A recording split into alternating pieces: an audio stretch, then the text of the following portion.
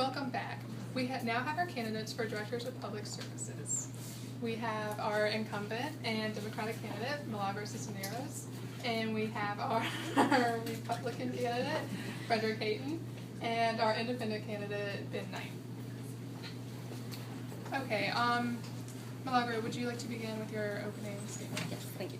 First of all, I'd like to thank you, Mrs. Ingram, for moderating today, NBC Channel 6 South Florida for broadcasting, and our viewers for tuning in and becoming well-informed citizens. I'd also like to take a moment to thank the citizens of Amimi for permitting me to have such a fulfilling term full of progress and change. And I'd also like to thank my fellow opponents for help motivating me to be the best candidate for Amimi.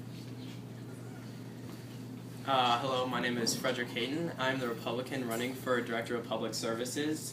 I'd first like to thank the moderator, Ms. Madison Ingram, for having us out today. I'd like to thank the news station, NBC6 South Florida, for broadcasting this, and I'd like to thank my opponents for coming out and having a fair fight.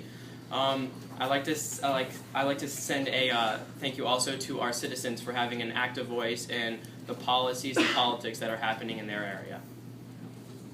Hello, first off, I would like to thank NBC6 for hosting this debate, our moderator, Ms. Ingram, and the viewers for tuning in. I plan on making the city of Amimi a stronger, safer, cleaner, and more unified city by installing new ideas and smarter platforms. I would like to thank my candidates today for coming out. And growing up in Amimi, I've seen what the city could be, and I know how to get it back up to the top. I think that we should advocate for adoptions through programs like adoption fairs monthly, and maybe dog walks. It should be like 2K walks with pets and their owners. That way we can put the pets on a platform so that they can have a stable home and family to go home to. And I also like to mandate all of our shelters to carry out spay and neutering procedures so that our animals won't be exploited by breeders. I agree this is a problem faced by many communities in America, including our own, where we have our shelters are overcrowded and underfunded with many unwanted pets. I don't believe raising taxes is an attractive option. There are many other options to deal with this issue, including expanding opportunities for placement of pets in homes, which gives to additional pet adoption events, simplifying adoption paperwork, and also giving tax incentives for families to adopt pets. Also, I think we need to make greater use of our existent programs of spay and neutering. This will help reduce the number of unwanted pets in our area now and in the future. Raising taxes costs all of the families in Amimi money, so now they're going to have less money to provide for their family, even less to have a pet. So that'll make it an even more unattractive option. And building more shelters is just a quick fix. It doesn't solve the problems in the future. And by doing this... I'm sorry, Mr. Hayden, we have to cut you off now.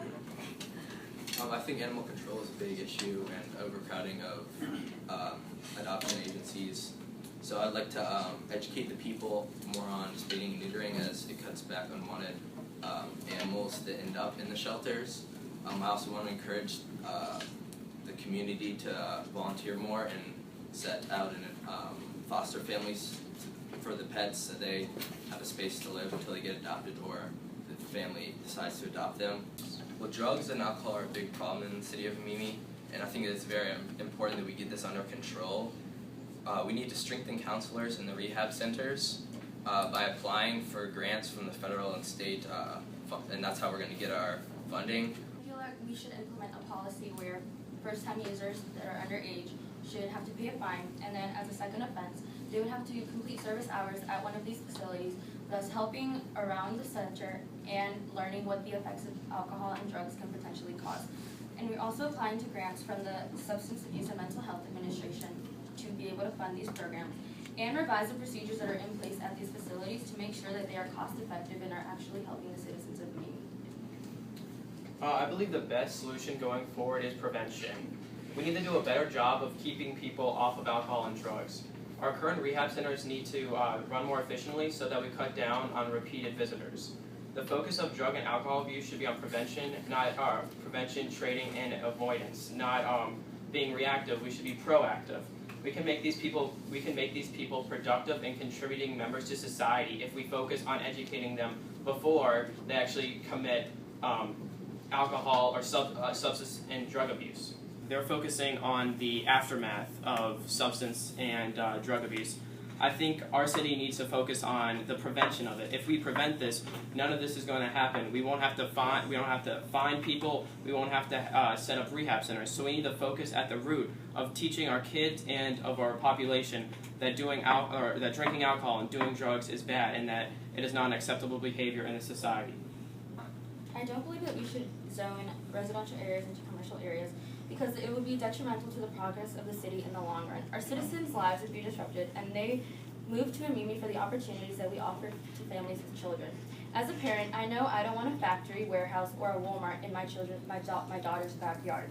And we deserve the peace and tranquility and the privacy of our own homes. So I don't believe that by bringing businesses here, even though we will increase our revenue, I don't think it's worth it at the stake of the peace of mind of our citizens.